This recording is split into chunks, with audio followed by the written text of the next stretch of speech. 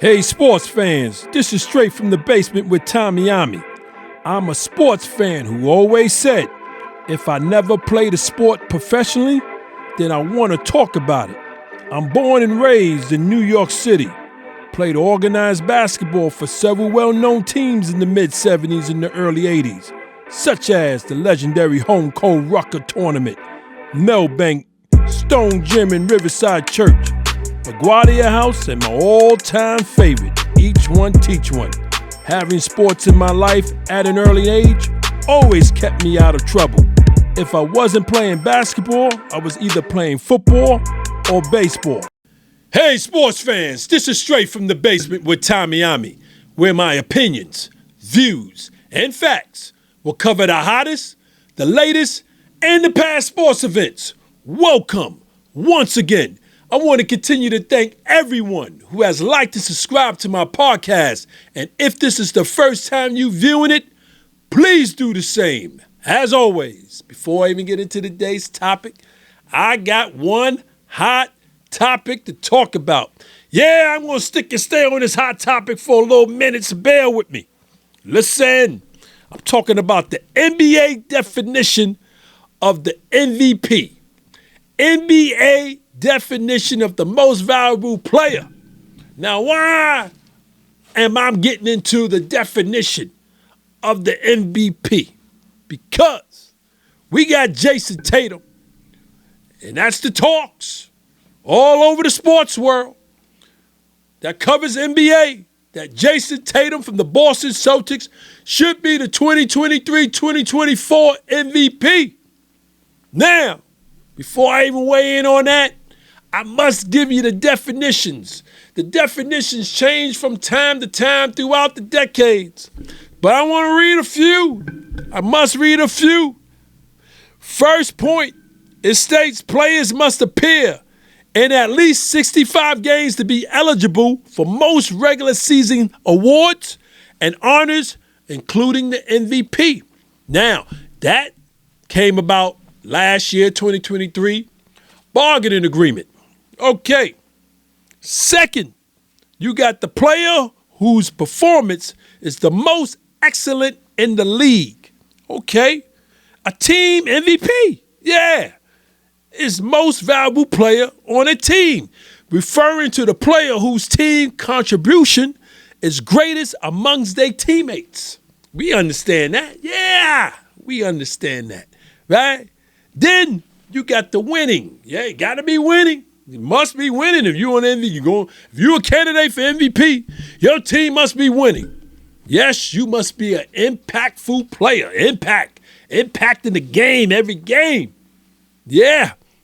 Dominance, meaning whoever's guarding you can't guard you. Whatever defense they put on you, it ain't stopping you. Dominance, right?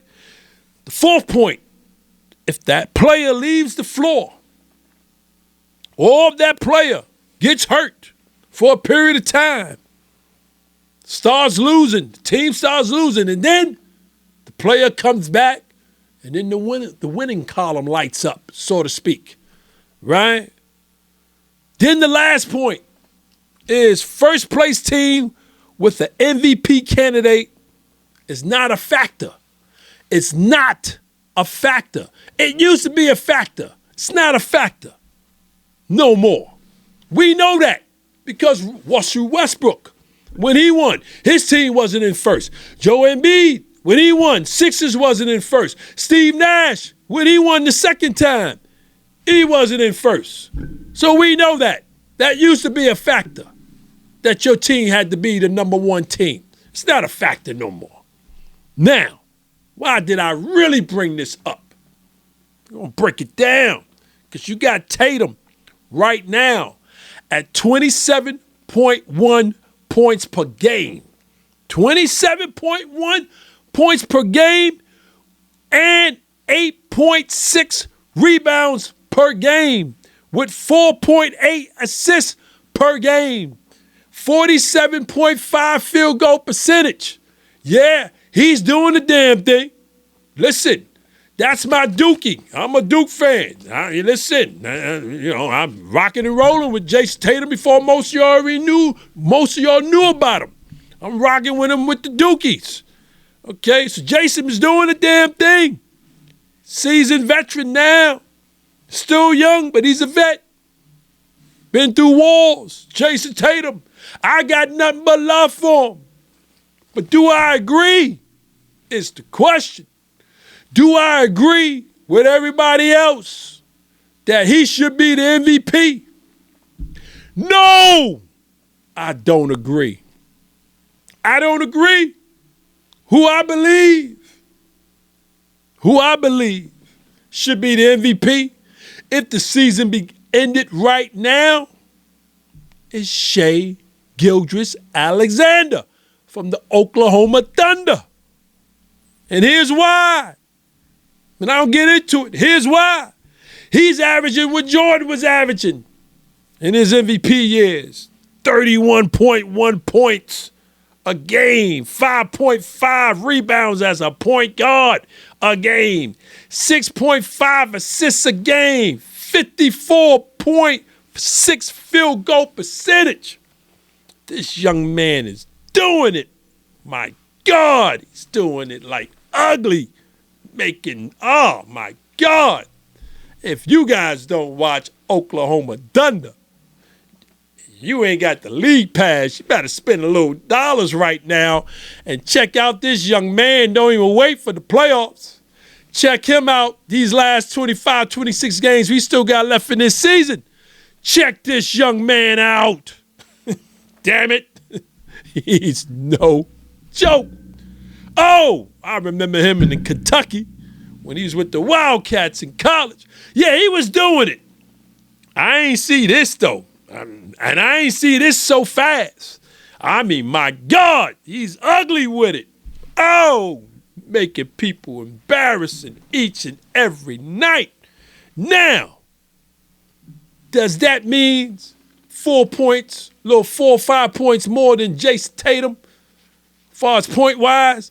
Is that my real argument? No, it's not my argument why I feel Shai Gilgeous-Alexander should be the MVP. It's not my argument. Here's my argument right here. And I'm going to start with the Celtics. And we're going to start with the other starting four that rocks and roll with Jason Tatum. Okay, the other starters. Yes, we got to start with the $300 million man, Jaylen Brown. What is he averaging, you say? 22.1 points a game. Just 5 points shy from Jason Tatum. 5.5 rebounds, 3.8 assists, and 49.5 field goal percentage. The $300 million man, not bad at all. Not bad at all. Then you got KP. Chris Porzingis, he's averaging 20.1 points a game, 6.8 rebounds a game, 2.0 assists, 52.7% shooting. KP doing the damn thing for a third string, for the third go-to guy. That's what I want to say. He's the third go-to guy. Okay, so we got the number 2 and the number 3, and they averaging 20 points a game. Then we look at Derek White. Yeah. Derek, he drops 5, but he's 15.8 points a game. That ain't bad. 3.9 rebounds, 4.8 assists, and 46.8 field goal shooting. Then we end it with Drew Holiday. Drew Holiday, yeah, he's 13 points a game. He can be better. He knows that. You know what he gives you, though, on the defense. You already know with that. You know what I'm saying? Posting up all the smaller point guards, right? 5.7 rebounds a game. You know he get dirty, right? 5.8 assists with 47.5 field goal percentage of shooting. Plus, the Celtics got a strong bench, a very good bench. And they got a bench with some veterans on there. They got the right fit. Celtics got the right fit. What I'm trying to say is, before I get into my bag of tricks with this hot topic, if Jason Tatum was to get hurt tonight, and he's out for 1 month, I want y'all to think about this. If Jason Tatum gets hurt right now, tonight, and he's out for 1 month, exactly 1 month, do you think the Celtics is going to start tanking? Hell no. They got the team. They got it. They may lose one game here, maybe one game there. But as far as tanking and that loss column lights up and stays lit up, hell no. They got a team. They're going to win the games. They may lose one here, win the next 3, 4. Lose one here, win the next 2, 3. They got a team. They strong. Celtics are strong. So now I'm not saying Jason Tatum would not be missed. No, that's not what I'm saying. What I'm saying is the team they be holding up. Shit, they be still winning, beating most of the teams in the league without Jason Tatum for that month. This is what I'm trying to say here. Now, here's my real argument. The meat and potatoes with the cranberry sauce. We're talking about the Oklahoma Thunder. And I said just a few minutes ago, Shai Gilgeous-Alexander is my MVP for the season. And here's why. Because they other 4 starters that rock and roll with him, we're going to start with Chet Holmgren, right? The sophomore. He's a sophomore now. Really in his rookie year, but he was hurt most of his rookie year. So this is really his rookie year. And his body shows. He's averaging 17.1 a game, right? You do the math. Then they're talking 13, 14 points difference from Shai. Now, if that's your second go-to guy, right, with 7.7 rebounds, along with 2.7 assists, along with 54.4% field goal shooting. Now, he's supposed to be your second go-to guy whose point average is 14 than Shai's. Think about that. Then you got Jalen Williams. He's a little 2 points further up than Holmgren, but he's supposed to be your third go-to guy. He's at 19.1 a game, 4.0 rebounds, 4.6 assists, 54.1 field goal percentage. You guys getting where I'm going with this at now? And then you got Josh Giddey. I like Giddey. That's my dude. I like Josh Giddey. He got that game, right? I like Josh Giddey. But Giddey drops to 11.3 points a game. Shit, I could do that. I could do that 20 years ago. 6.2 rebounds, 4.4 assists, and 44.7 field goal percentage. Then we go to Lou Dort. Lou Dort. Yeah, physical defensive specialist. But Lou's only shooting 10.9 points a game. Giving you 10 points a game. Come on. I could do that 10 years ago. 3.8 rebounds, 1.3 assists, 44.7. Now, you guys are smart. Who's listening to me? You got where I'm going with this? Why I say Shai Gilgeous-Alexander is the MVP if the season ends today? Right? Let Shai get hurt for 1 month. The same scenario I just gave y'all with Tatum. Let him get hurt for 1 month. And you watch that Oklahoma Thunder losing column light up and stay lit. Then they may win 1 or 2. Not to say they bums. But trust me, they're going to be losing some games. It's money time right now. It's positioning time right now. Oh, they're going to be losing. They're going to be losing. So you get what I'm saying? Do you get what I'm saying? Why I say Shai Alexander is the MVP. Now, if everything stay the way it is, no one gets hurt, Jason Tatum, Shea, and I'm going to throw Joker in there too, because Joker right there. I'm going to throw him in this mix too, but it ain't about him. It's about, my argument is Shea. Everything stay the way it is. When the regular season begins, and these averages stay the way they are, the media, sports media, you know who I'm talking about. I don't throw names. All of y'all know who I'm talking about. The writers, all of y'all, who the ones who vote, who should get MVP. You got to give it to Shea Gilgeous-Alexander. Got the youngest team, then in the youngest team in MVP. Excuse me, not in MVP, I meant the youngest team in the league. That's what I wanted to say. Also, he has no backup center. There's no backup center for Chet Holmgren. And Chet just starting his body. He ain't got nobody. He got nobody to compare to the Joker. He got no real bench. Shea ain't really working with nothing. They in third place, was in first place at one time. Minnesota took over, but they in third place.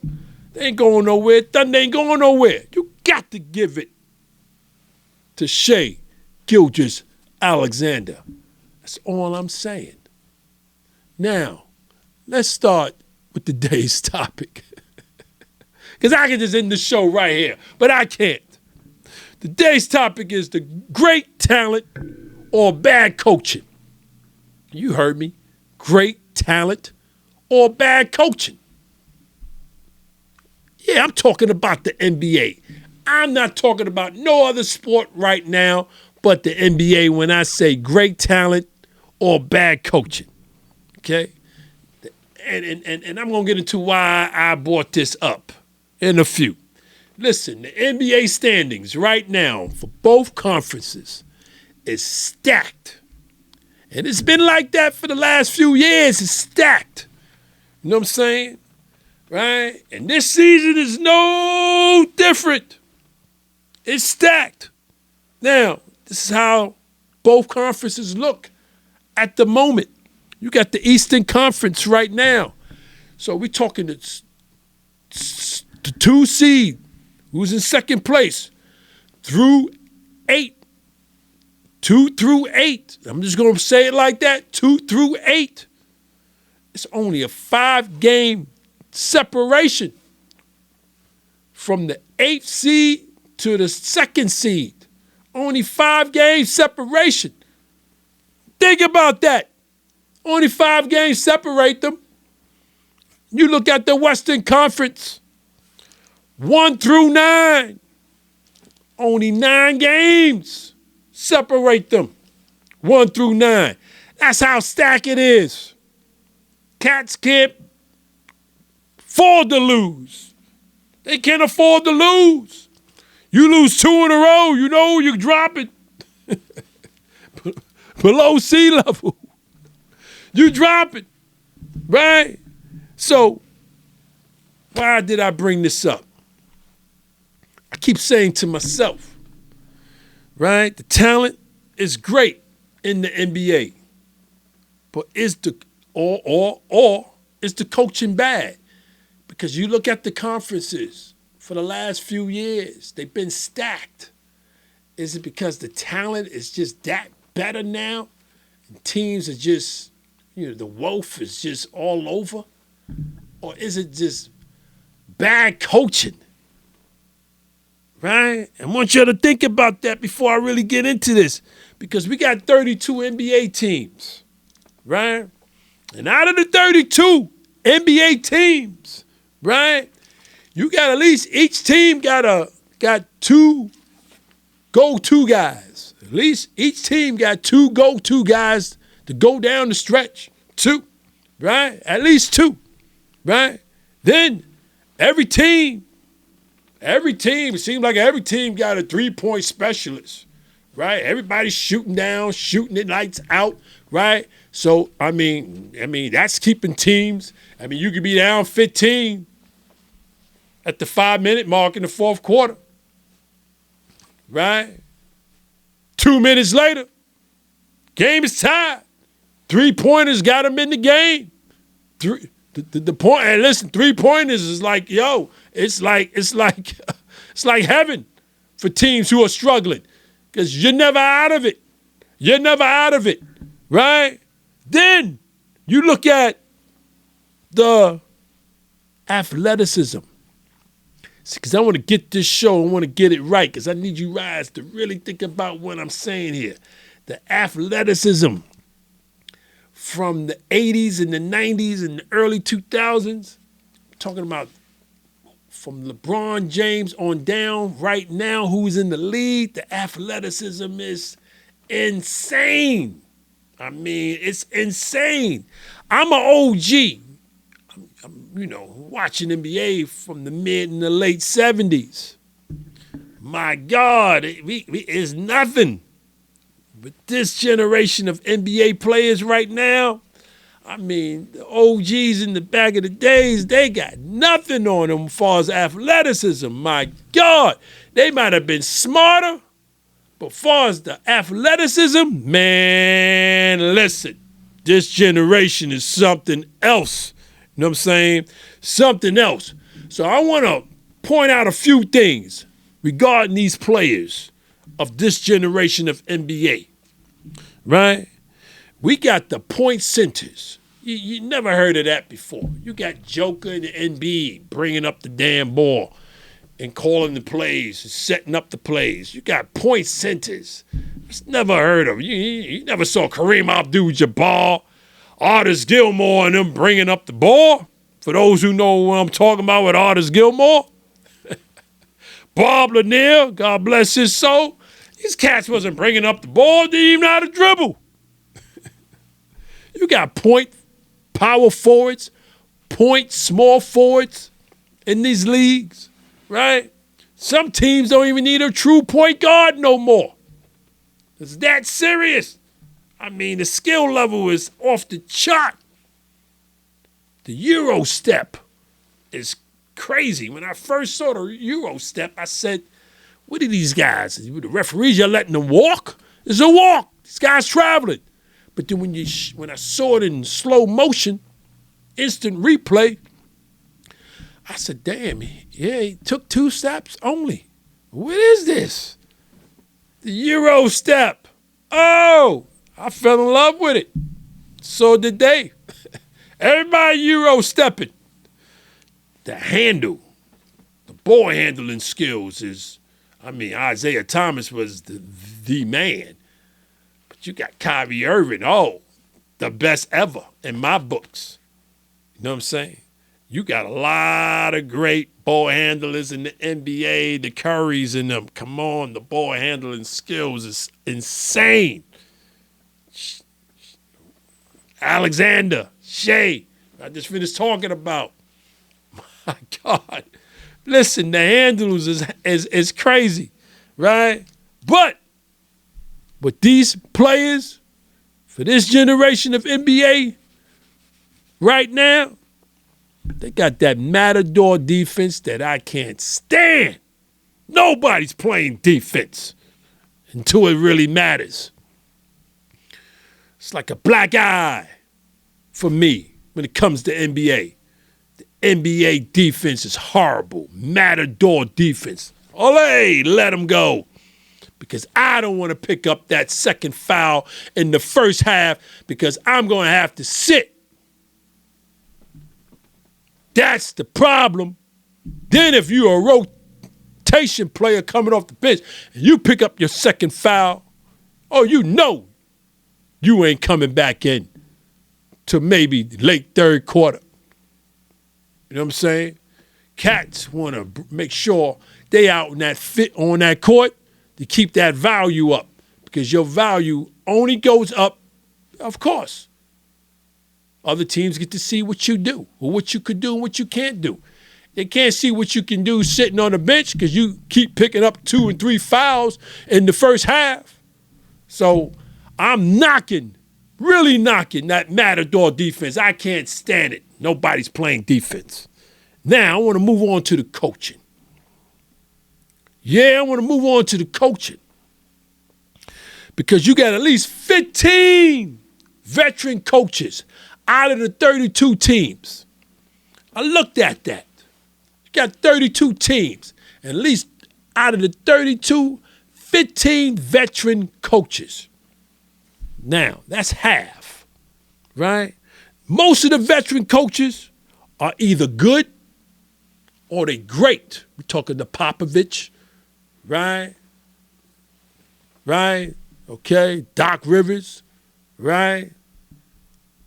Right? And I don't think Doc is great. I think he's very good. I'm just clearing that up. You know what I'm saying? My dude from Miami Heat, Spoelstra, he's a great coach. Rick Carlisle, great. Not going on, right? Other 15 coaches, they have no more than maybe 2 to 3 years of head coaching experience. So what we saying here, before I continue, you got 15 veteran coaches, and the other 15 are young.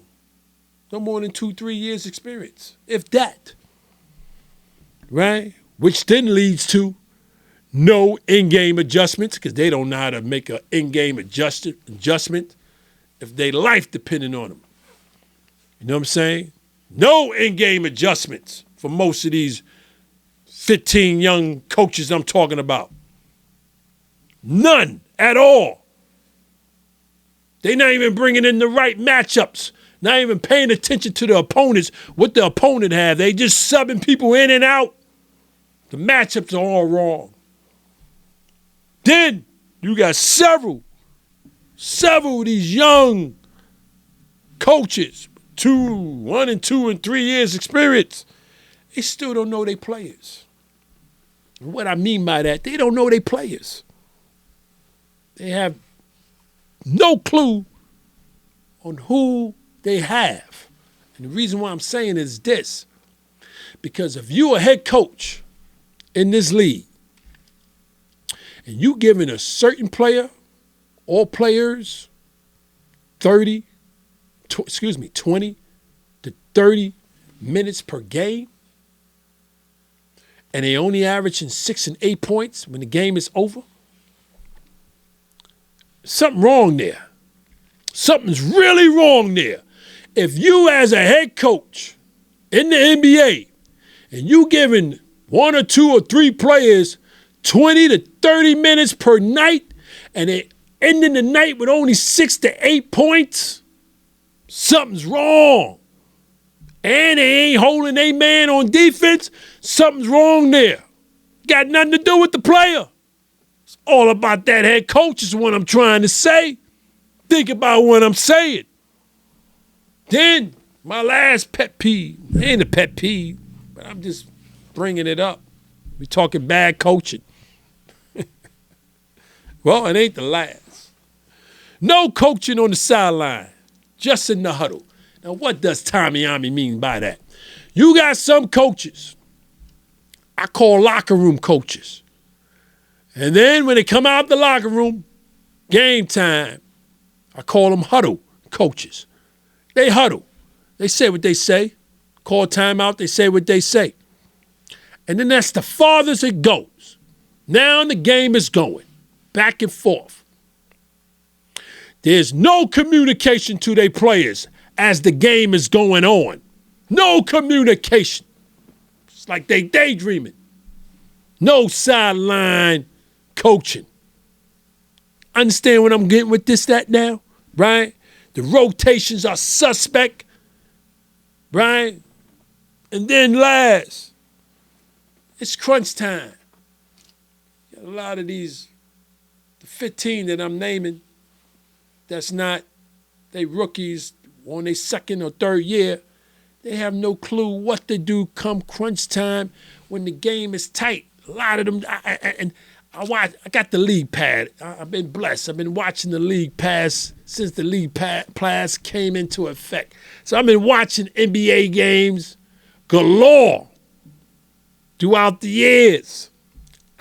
Just look at body languages and communication. That's my thing. And I'm looking at head coaches who are just starting. They don't have a clue what to tell their troops when they call a timeout and it's 2 minutes left in the game. They may be down 1. They don't have a clue.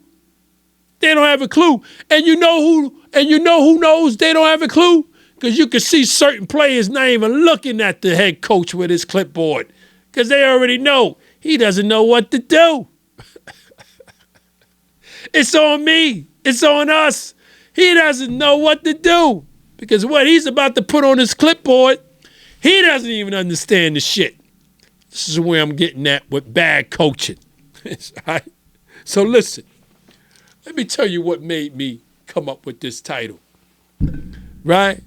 Because my Laker coach, yeah, you should have expected it, that it was Coach Darvin Ham is the reason why I came up with this topic. Great talent or bad coaching.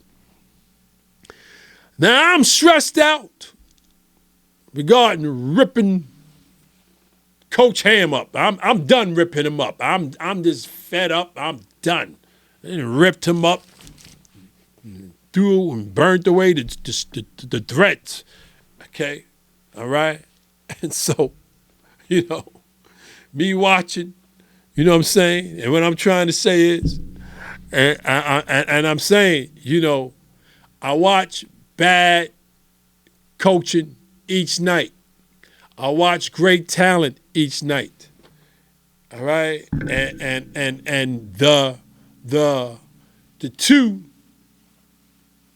doesn't go together. Right? And the reason what I'm saying is this. You got great talent on each team. Right? You got great talent on each team, and a lot of these teams are young. But you got bad coaching mixed with them. And this is a recipe for a horrible season where you get players who want to just get out of that organization, where the fans don't come to the games, right? Great talent or bad coaching, right? The great talent, as long as the great talent is a listener and he has a great coach or a very good coach and he respects his coach, that great talent will even get better. But that bad coaching has no place in NBA. No place. And those coaches know who I'm talking about. We got 15 of them. At least 15 of them. At least 15 of them. Listen. I'm an OG. And I've been watching NBA for a long time. And the moral of the story is, I just need for me to calm down, to not get so stressed, because the league has changed so much from the time I began watching it. Makes no sense me getting stressed out. I might as well just swallow and just rock and roll with what I'm seeing, because it seems like nobody cares. When the game is over, all players and coaches are meeting each other, dead center in the middle of the court. They hugging and talking and laughing. Where I'm stressed out, pissed off, can't sleep because my team should have damn won the game, but don't look like they care. When the game is over, everybody's hugging. Yo, we got to get up, all that, and love from the coaches and all that. You know what I'm saying? But I got to stop this. High blood pressure going up. I said, look at these dudes. Game is over. They act like they don't even care. Why should I? Why should I? Listen, I want to thank y'all for hanging out with me in my basement. I had to get this off my chest. Y'all don't know. I had to get this off my chest. I want to thank y'all for hanging out with me in my basement one more time. To my viewers and my listeners, please continue to check me out on YouTube and subscribe. Check me out on my streaming platforms, Apple and Spotify. Yes, I'm on TikTok Live every Tuesday and Thursday, 8 p.m. Check me out. I'm only talking about hot topics. Maybe one or two. That's it. That's it. Please remember to check out the Even Flow Coffee Company, created to combine the interests of coffee lovers, fashion, and music. For more information or to make a purchase, visit evenflowcoffee.com. As I always say, sports is what keeps this world from going insane, either in a pandemic or no pandemic. Until next time, take care.